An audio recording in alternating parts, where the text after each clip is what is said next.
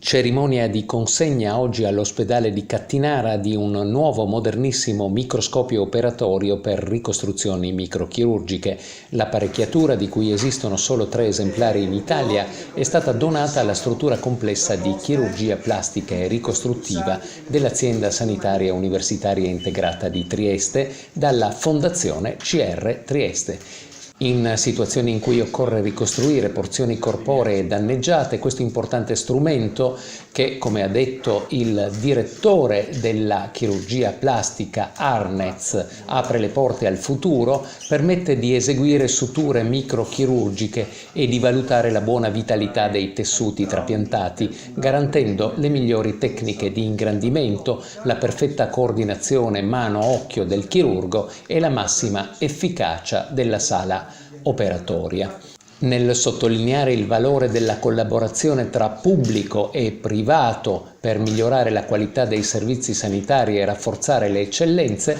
l'assessore Telesca ha messo in evidenza che essa deriva anche dalla fiducia nei confronti del nostro sistema sanitario e nell'impegno dei professionisti che vi lavorano. È l'ennesima dimostrazione di come si possa collaborare. Noi dobbiamo ovviamente essere grati in questo caso alla Fondazione CRT Trieste perché ha donato un'apparecchiatura che è ad altissimi livelli, ce ne sono solo 3 in Italia,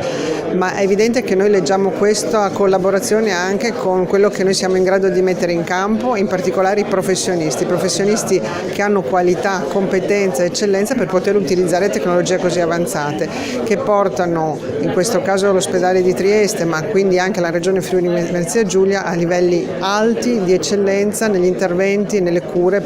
soprattutto per le patologie oncologiche, in collaborazione con tutti gli altri professionisti e reparti dell'azienda, e questo è importante. Un grande lavoro di collaborazione all'interno della parte sanitaria dell'azienda, all'esterno con le istituzioni, regione e in questo caso la Fondazione, che ha collaborato per migliorare la qualità della sanità ai cittadini.